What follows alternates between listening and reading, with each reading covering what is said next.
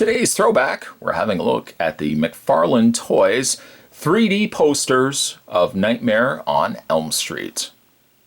I suppose this is a throwback of a throwback, as Spot's already looked at this 2 times before, but looking at those videos, I don't think they really turned out all that great because the backdrop was so dark, the lighting and everything was so dark on it, it was hard to really showcase this to the best that I could. So it made me really think to myself, I should go back, just kind of feeling nostalgic, I guess, for some of the stuff I have in my collection that I really haven't looked at in the longest of times. Yeah, let's go back and have a look at the 3D posters again. Now, unfortunately, I did my best to try to clean these off. I've still got a little bit of a cobweb on the very, very tip, which is the, unfortunately, of all the 3D posters that McFarlane Toys have done, and they haven't done any since, which is such a shame. This is probably the most fragile.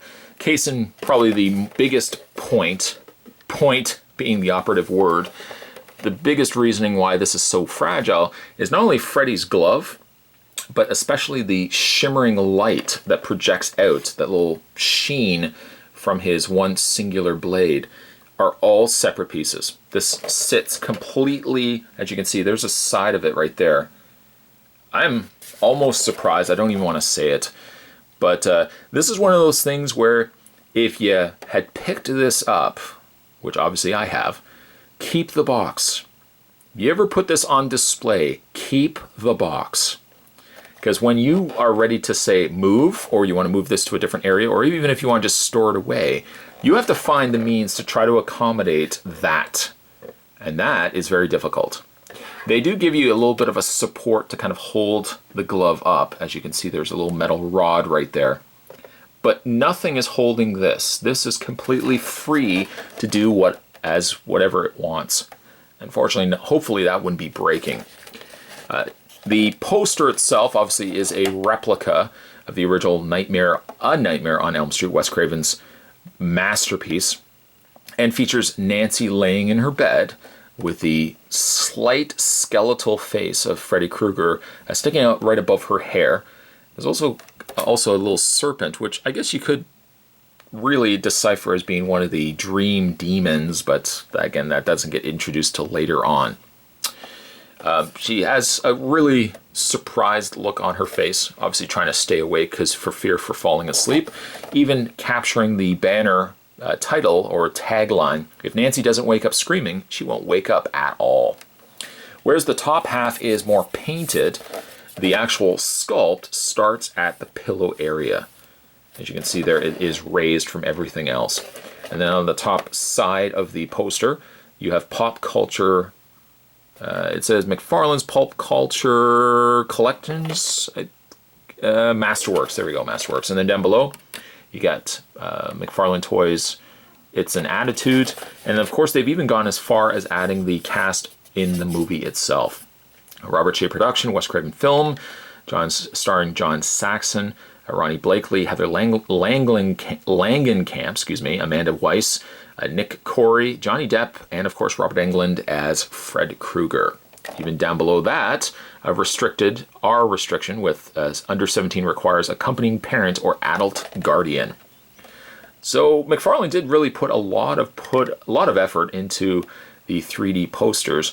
Unfortunately, though, they didn't do many. I think they did. Looking at my collection, I've only got 6 of them.